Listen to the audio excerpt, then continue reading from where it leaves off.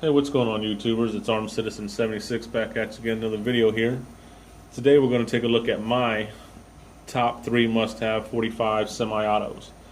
If you're a 45 freak and you love 45 autos, these are the top 3 on my list.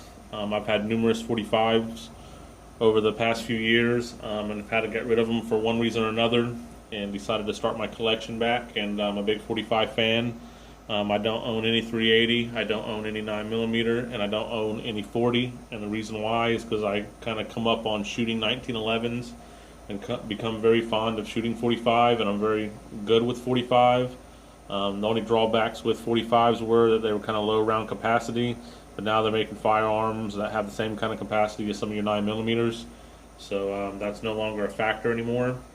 So these are my top 3, and I've got them laid out from 1, 2, and 3 on the order of my list.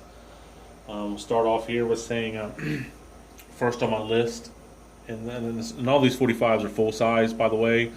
I like compacts, but the full sizes are always going to be top of my list. So first off is your Glock 21.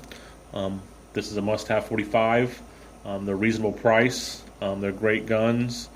They're like tanks. They're not the most prettiest guns, but it's normally always going to go bang when you pull that trigger. You can always guarantee that this gun's going to not fail you when you need it. You know, so that's kind of why it's number 1 on my list. Is it's a full size 45. It's economically priced as far as in my mind. You're right around that $600 mark on it, and it's a great firearm, and it fits very well in my hand.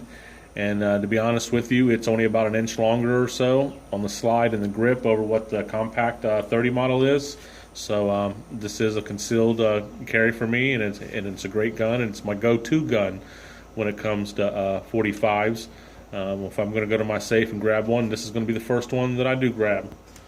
And that being said, we'll move on to number 2, which number 2 is on my list is 1911s.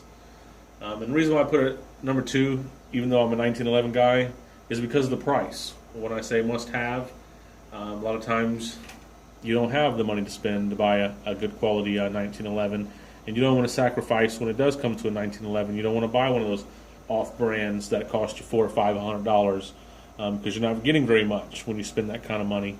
If I was going to put my money on a 1911, price versus quality, I would have to go with the Springfield Range Officer. It runs around $750.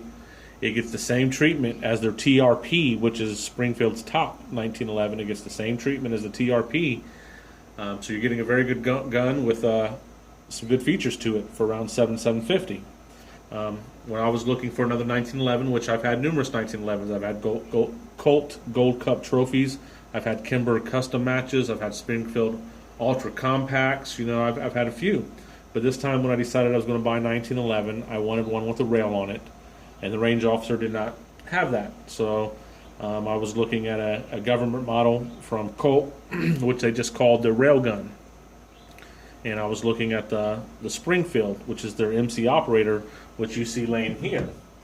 And the big deciding factor between me buying the Springfield MC Operator and buying that Colt with the rail on it, which they called their railgun, was 2 factors. One, this one comes with Trijicon night sights, and it comes with the Packemeyer wraparound grips, and it's in OD green and black. And I was kind of tired of the old typical black guns, and kind of like when you can buy a factory gun that's already got color on it than having to send it out for Cerakote, because it always seems like the factory colors tend to hold up better. So I ended up choosing the MC Operator over the Colt railgun for the fact that it had the night sights, the grips, and the OD green, or I'd have bought the Colt railgun. When it comes to 1911s and number 2 on my list, I will tell you that I am kind of a Colt and Springfield guy, and those are pretty much the only 2 1911s that I will buy, because I had bad taste in my mouth after Kimber. I don't think Taurus and some of these other companies need to be in that market, just for the fact that they're just now jumping on the bandwagon after this product has been out over 100 years, and Colt and Springfield are the ones to go to in my mind when it comes to a 1911. Number 3 on my list is the FNX 45 Tactical. Reason why it's number 3 on my list is because it costs more than the Glock, and the 1911 will always be my favorite, so it took the place over that. But that doesn't mean that it's not a great gun. It's an absolute fabulous gun. I've just picked it up. It has a lot of features. It's just an awesome gun. You can get it in black, you can get it in flat dark earth, or hell, you can Cerakote it whatever color you feel like. Some of the features is it's got the threaded barrel on it, which is a chrome hammer forged barrel. It's got the high-rise Trijicon night sights. It's got the removable plate for an RMR like a Burris Fast Fire or a Trijicon. It's 100% ambidextrous. It's got the controls on both sides. It's got great stippling. It's single action and double action. It has the Picatinny rail. It holds 15+1, and it's a very ergonomic gun. It has 4 different back straps that you can switch out on here, which I have the kind of like the lines going across it with a little bit of the palm swell on it, just because I like the way it kind of feels in my hand when I grab it. So that's kind of what I put on it.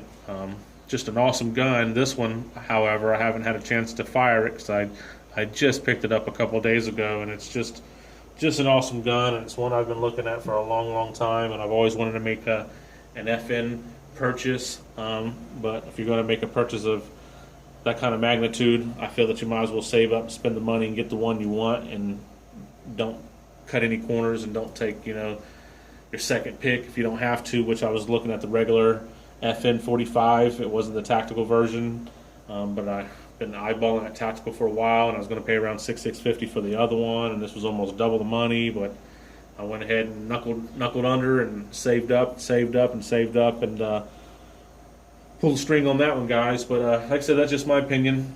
That's my top 3. I'm not saying that this, by any means, to say these are the best 3 out there. This is, once again, it's just my opinion. If you guys got any questions, leave them down below. As always, guys, like, comment, share, and subscribe. Later.